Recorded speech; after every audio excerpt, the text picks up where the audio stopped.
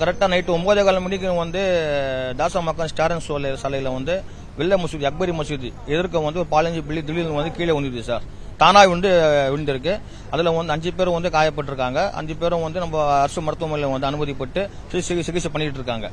இது எப்படின்னா இது மழை காலத்துல தானா விழுந்திருக்கு. இதுல 5 பேர் காயப்பட்டிருக்காங்க. ஒன்னு. ரெண்டாவது இந்த பில்டிங் முழுசா பில்டிங் தரமட்டமாகும் எங்க மக்களோட கோரிக்கை சார்.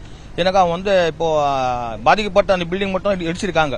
நேற்று தாசில்தார் மேடம் வந்திருக்காங்க. நேற்று ஏஐ கார்பரேஷன்ல இருந்து தொகுதி எம்எல்ஏ வந்திருக்காரு. எல்லா டிபார்ட்மெண்ட்டும் பாத்துருக்காங்க.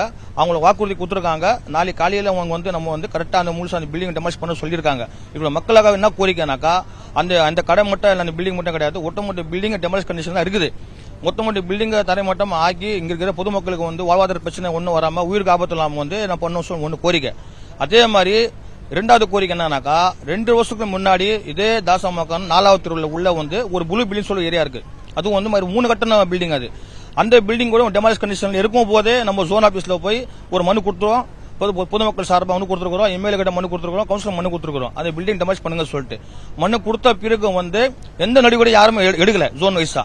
அதப்புறம் என்ன ஆச்சு, அப்புறமா அப்புறம் கட்சி சார்ந்து நம்ம ப்ரெஷர் பண்ண டெமாலிஷ் ஆர்டர் அந்த பில்டிங் ஒட்டினாங்க. ஒட்டின பிறகு எந்த ஒரு நடவடிக்கையும் ஜோன் ஆபீஸ்ல இருந்து ஒன்றும் எடுக்கல. இதே மாதிரி 2 வருஷம் இதே அந்த பில்டிங் கீழே அந்த மாதிரி கீழே வந்தது.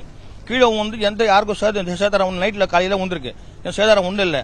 ஆனா இதே கண்டிஷன் அந்த பில்டிங் இருக்குது, புளு பில்டிங் 4வது தெருவில். அதே பில்டிங்கோட ஒட்டுமொத்த பில்டிங் தரைமட்டமாக சொல்லி எங்க மக்கள் எல்லாம் கோரிக்கை. இந்த பில்டிங் இல்லாம அந்த பில்டிங்கை ஒடிச்சு எங்க மக்களுக்கு பாதுகாப்பு கொடுக்குற மாதிரி கேட்டுக்கொள்ளுங்க சார்.